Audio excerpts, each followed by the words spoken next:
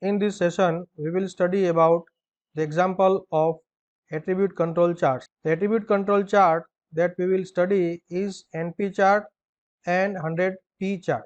Now first let us understand what is the difference between P chart and NP chart as well as 100P chart. So there is a P chart is one that shows the fraction defective, whereas the NP chart shows the number of defectives. They are practically the same thing, with the exception that NP chart is used when the size of the subgroup is constant and P chart is used when it is not constant.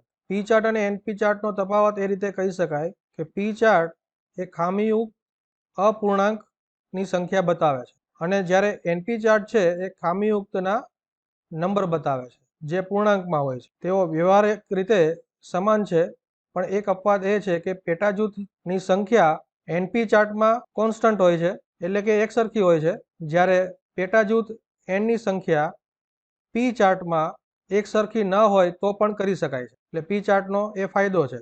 જ્યારે NP ચાર્ટમાં પેટાજૂથ એટલે કે n ની સંખ્યા sample size એ સરખી હોવી જરૂરી છે. For example, if we have this type of data and we have total 10 number of samples and each sample have sample size 200, means small n is 200.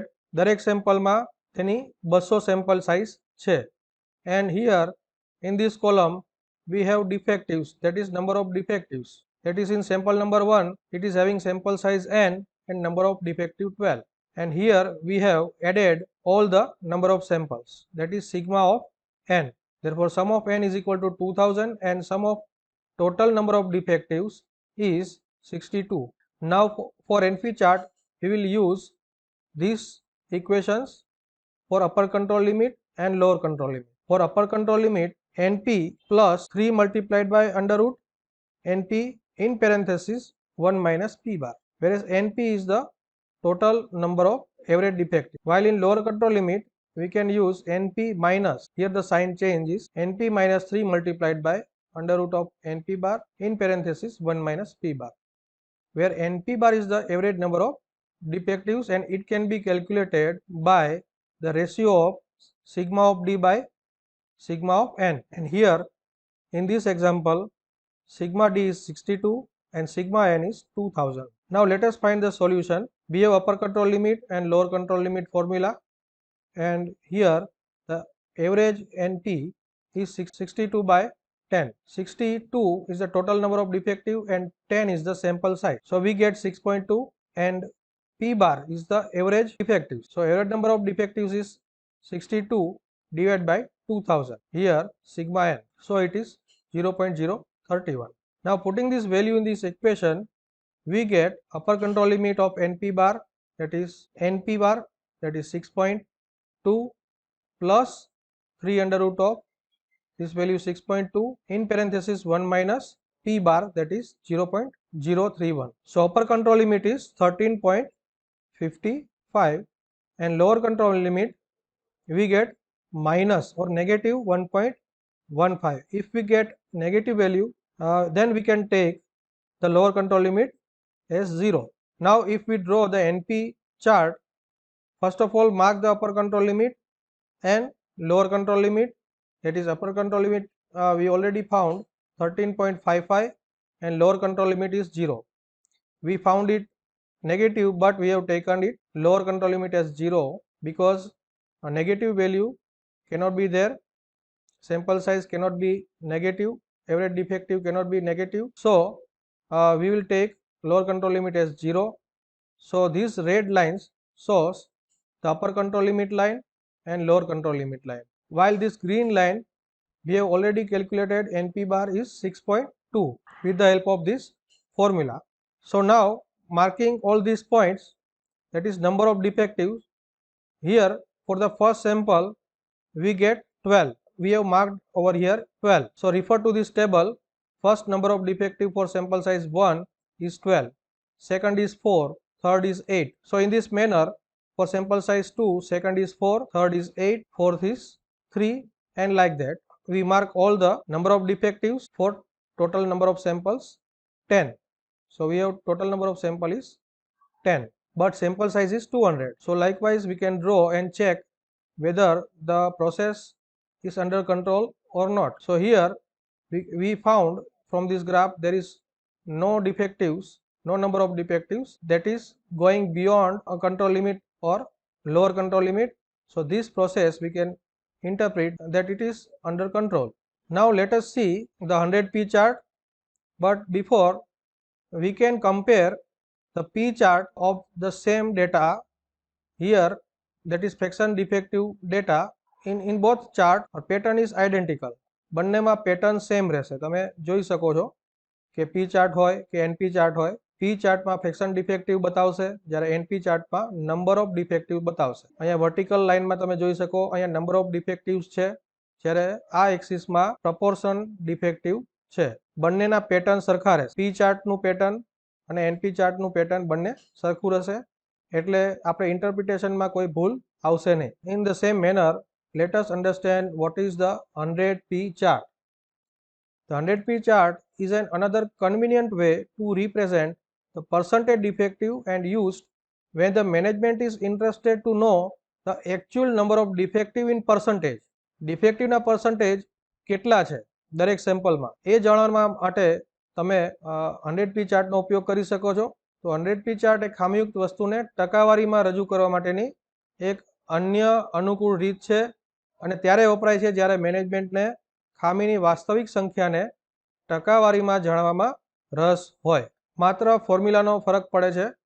Upper control limit for 100p bar is equal to 100p bar plus 3 under root 100p bar in parenthesis 100 minus 100p bar divided by sample size. Sample size is n. And for lower control limit, just here we change the sign from plus to minus. So here 100p bar is equal to sigma of 100% 100p divided by total number of sample taken, that is capital N. Here small n is for sample size and here total number of sample is denoted by capital N. Now let us understand the 100p chart. 100p chart is meant for interpretation of the defectives in the form of percentage. So let us understand the 100p chart. Here the same data is given for 10 samples. Sample size for each sample is 200.